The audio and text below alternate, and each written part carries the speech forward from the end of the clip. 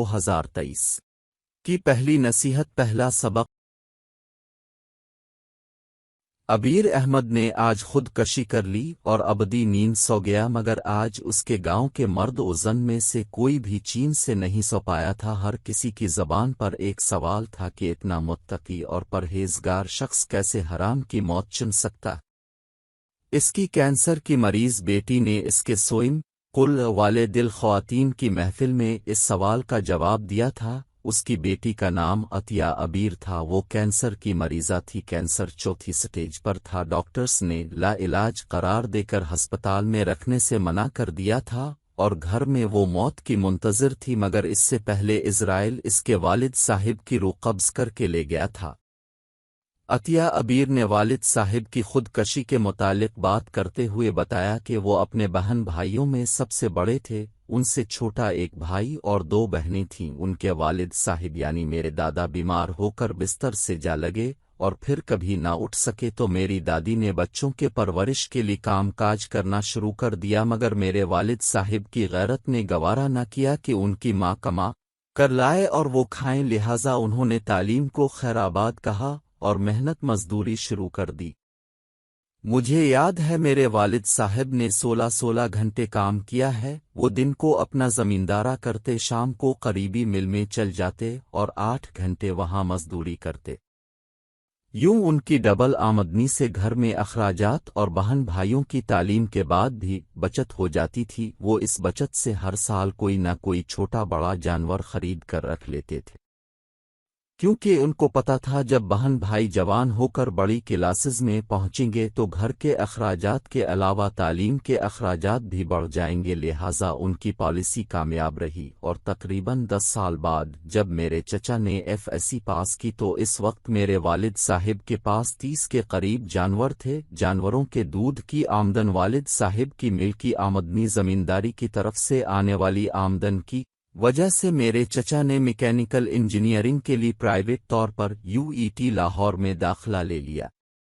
میرے والد صاحب کے اتنے وسائل تھے کہ میرے چچا کی تعلیم کے لیے انہیں نہ تو کوئی جانور بیچنا پڑا اور نہ ہی کہیں سے ادھار لینا پڑا، مگر بعد ازاں جب میری دونوں پھپھوں نے میڈیکل کی فیلڈ کو چن لیا تو میرے والد صاحب کی آمدنی کم پڑنے لگی اور آہستہ آہستہ جانور بکنے لگے۔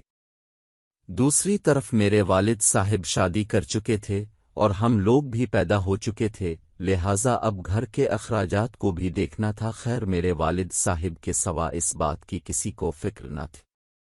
میرے چچا انجینئرنگ کے بعد فارغ ہوئے تو انہوں نے ہیوی انڈسٹریز ٹیکسلا میں ملازمت اختیار کر لی، مگر انہوں نے میرے والد صاحب کو کسی قسم کی سپورٹ نہ کی بلکہ اپنا پیسہ جمع کرنے لگے تاکہ کاروبار کر سکے۔ میرے والد صاحب نے کوئی شکو نہ کیا بلکہ وہ خوش تھے کہ ایک دن ان کا بھائی کامیاب ہو کر ان کی طاقت بنے گا۔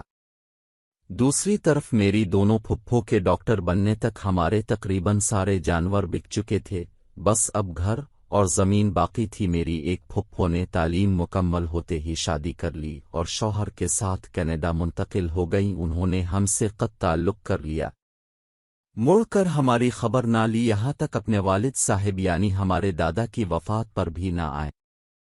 دادا کی وفات کے بعد دوسری پھپھو نے بھی لندن جا کر تعلیم حاصل کرنے کی ضد لگا لی تو میرے والد صاحب نے زمین سے اپنا اور چھوٹی اسی پھپھو کا حصہ بیچ کر انہیں بھی لندن بھیج دیا اور خود خالی ہاتھ رہ گئے۔ اب صرف مل والی ملازمت اور باقی دوسرے بھائی اور بہن کی زمین تھی جس پر کاشتکاری کر کے انہوں نے ہمیں کھانا پلانا شروع کر دیا، مگر ہم دونوں بہنوں کی تعلیم چھڑوا دی۔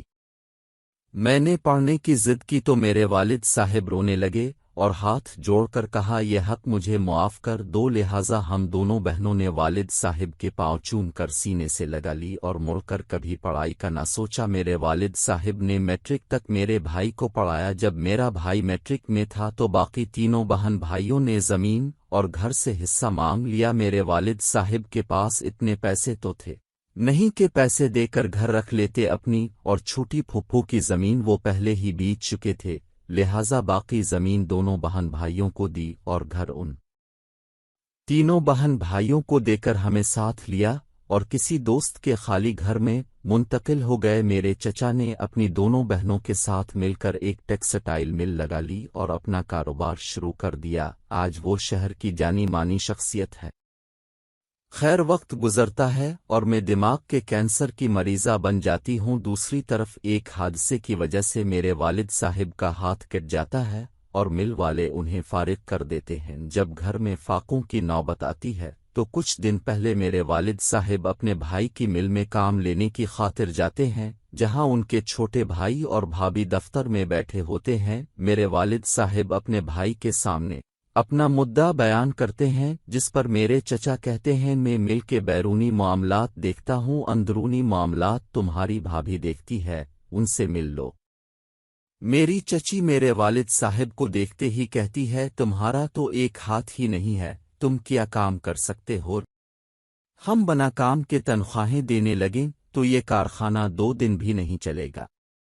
میرے والد صاحب مدد طلب نظروں سے بھائی کی طرف دیکھتے ہیں اور بتاتے ہیں کہ ان کے گھر میں فاقے ہیں۔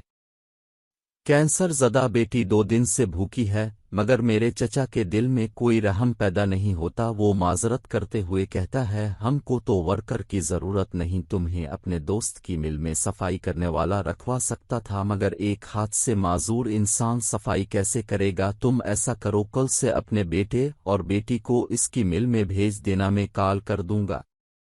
اپنے چھوٹے بھائی جس کی خاطر انہوں نے اپنا سب کچھ بلکہ اپنی اولاد کا بھی سب کچھ قربان کر دیا تھا، اس کے اس قدر سرد رویے نے انہیں اندر سے توڑ کر رکھ دیا۔ واپس آ کر ساری رات وہ ہم سے دکھ بانٹتے رہے اور پھر صبح اٹھے تو پتہ چلا والد صاحب خودکشی کر کے ابدی نیند سو چکے ہیں۔